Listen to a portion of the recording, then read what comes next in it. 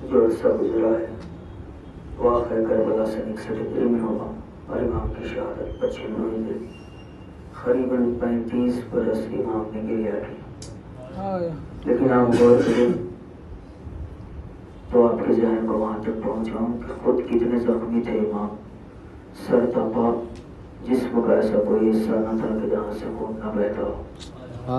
گلے سے خون بہتا تھا کہ گلے میں خاردار توق پہنائی گئی، کلاہیوں سے خون بہتا تھا کہ کلاہیوں میں ہتھکڑی پہنائی گئی، پشت سے خون بہتا تھا کہ اتنے تازیانے اور درے امام پہ لگائے گئے، پاؤں سے خون بہتا تھا کہ پاؤں میں بیڑیاں پہنائی گئی. آپ جانتے ہیں کیا کچھ امام پہ گزر گئی، لیکن مجال ہے کہ کبھی اپنے زخم پہ امام نے گریا کیا ہو.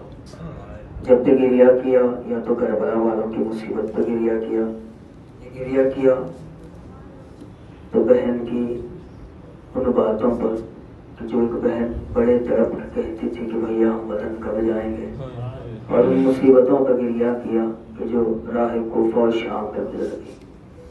زندگی امام کی یوں ہی رواں رواں تھی کہ جب کبھی پانی دیکھ لیتے بے ساختہ گریا کرتے.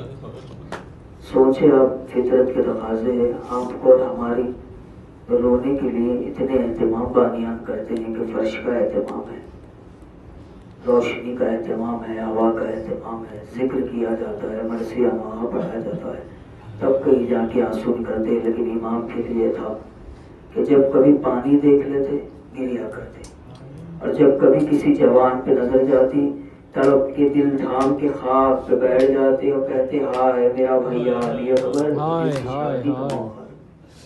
یہی نہیں کہ اگر کسی ماں کی گود میں کسی بچے کو دیکھ لیتے تو تڑپ کے رہ جاتے، یہ سوچتے ہیں کہ ہائے میرا علی اصغر کہ جسے پیاسا شہید کر دیا. یوں تو آپ ذکر سنتے ہیں امام کی مصیبتوں کا. بس ایک واقعہ اور زحمت کو تمام کروں. واقعہ کہ امام ہی کی زندگی کا ہے کہ جب واقعہ کربلا کے بعد قافلہ وطن پہنچا تو خود 5ویں امام بیان کرتے ہیں کہ میں ہر روز دیکھتا ہوں کہ بابا رات کو بستر آرام پہ نہیں ہوتے. جب رات ہوتی ہے تو بابا حجرے سے نکل کر دالان میں آتے ہیں، دالان سے نکل کر صحن خانہ میں آتے ہیں اور آسمان کی طرف دیکھ کر خوب گریا کرتے ہیں. پھر خاک پہ بیٹھتے ہیں سر کو جھکا کر. ساری رات بابا گریا کرتے ہیں. امام نے چاہا کہ اپنے بابا سے پوچھے. اسی غرض میں ہمارے اور آپ کے 5ویں امام چلے کہ ایک مرتبہ بابا کی خدمت میں پہنچے. دیکھا کہ بابا روز ہی کی طرح آج بھی وہی عمل کر رہے ہیں کہ خاک پہ بیٹھ کر رو رہے ہیں صحن خانہ میں. تو ایک مرتبہ قریب بڑھ کر زانو امام پہ اپنا ہاتھ رکھا. جو ہی سید سجاد نے محسوس کیا تو سر کو اٹھا کر دیکھا اور کہا کون ہے؟ تو امام نے بیان کیا کہ بابا میں محمد باقر ہوں، چاہتا ہوں کہ آپ سے سوال کروں. کہا کہ میرے لال پوچھو کیا سوال ہے؟ تو امام نے بیان کیا کہ بابا میں جب بھی دیکھتا ہوں ہر رات آپ کی ایسے ہی نگاہوں سے گزر جاتی ہے، آپ ساری رات گریا کرتے ہیں، کیوں کر کے آپ کو نیند نہیں آتی. بس ایک سوال ہے اور جواب ہے، زحمت تمام ہے. عزیز و امام نے طلب کے کہا میرے لال اس کی ذمہ داری کون لے کہ سید سجاد اپنی نگاہوں کو بند کرے تو نگاہوں میں وہ دربار کا منظر آتا ہے.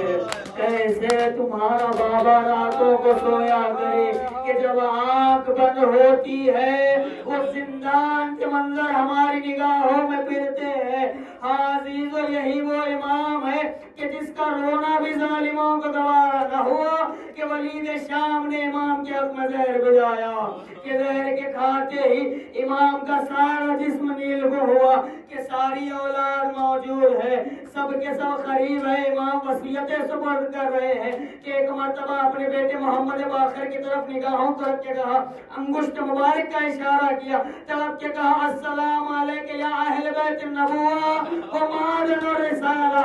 امام کا سایہ ہمارے سروں سے اڑ گیا، ہمارے 5ویں امام یتیم ہوئے، غسل کفن کا اہتمام ہوا، سارا مدینہ عمر کے بیت الشرف امام میں جمع ہوا، لوگ بڑھ بڑھ کے پرسہ دیتے جاتے، کوئی سینے سے لگا لیتا، کوئی قدموں میں گر جاتا، کوئی آ کے پیشانی کو چومتا، اور لوگ تڑپ کے کہتے کہ مولا پرسہ قبول کرے، آپ یتیم ہوئے۔ یقیناً امام محمد باقر کے دل نے کہا ہوگا کہ ہائے میں یتیم ہوا، سارا مدینہ پرسے کے لیے جمع ہوا، لیکن ہائے میرا بابا کہ جب یتیم ہوا، وہ 11ویں محرم کی صبح یتیمی کا پرسہ خوش بتا دیا نے، وہ دوری زنجیریں دیار بدیا، ماں بہنیں کھلے سر، وہ پھپھیوں کا بڑا